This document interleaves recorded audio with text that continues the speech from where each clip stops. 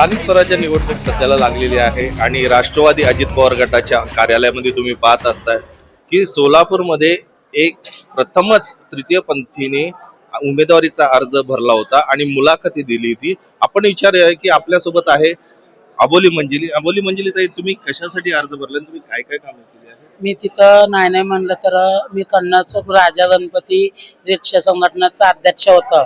मी 12-13 वर्ष अध्यक्ष आहे मी तिथलं.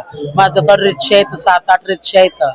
मग ते रिक्षाचं संघटनेचा अध्यक्ष होता. असंच गणपतीला महेश अण्णा कोठे पूजाला आला होता. मग त्यांनी म्हणला चल अबोली म्हणला राष्ट्रवादी तू एवढं चांगलं काम करतो म्हणलं तर तुझ्याकडं नाही म्हणलं तर 1000-1500 रिक्षा जगते तुझ्याकडं. मग राष्ट्रवादीमध्ये परवीस होतं का मी व्हायला म्हणलं तर हा दादा तुम्ही केला तर मी होतो म्हणलं. मग मी परवीस केल्यावर अण्णासंघ भरपूर कामं केलं.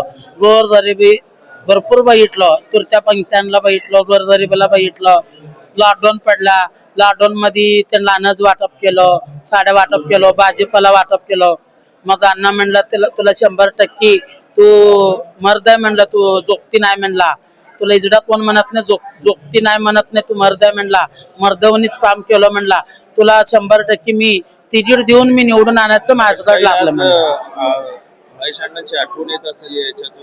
हा या आले भरपूर आले. तर तुमच्या सोबत असले असते. हा आणि आज काय वाटतं की कोणत्या मुद्द्यावर लढणार आहे निवडणूक, की काय करणार आहे?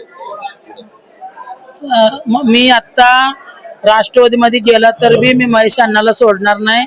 महेश अण्णा माझं हृदयात आहे. मला राजकारण माहित नव्हतं, मला राजकारण महेश अण्णांनी शिकवलंय.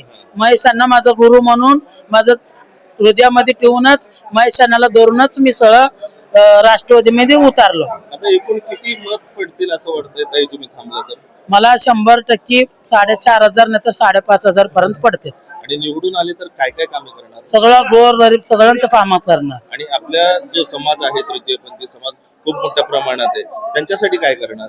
त्यांच्यासाठी त्यांनी 1 रुपया 2 रुपया 5 रुपये रोडवर मागतात. त्यांना कोण इजडा म्हणतात, कोण चक्का म्हणतात, कोण चांगला म्हणतात, कोण जा म्हणतात. त्यांना सगळ्यांना त्यांना घरकुल मंजूर पाहिजे, त्यांना 10वी 5वी शाळा शिकलेत, त्यांना नोकरी पाहिजे, एवढंच मी विनंती करतो. पाहिलं या होते अबोली मंजिली, राष्ट्रवादी अजित पवार गटाच्या वतीने त्यांनी आपली मुलाखत दिली. मी संतोष कासे, जनक्रांती न्यूज, सोलापूर. धन्यवाद.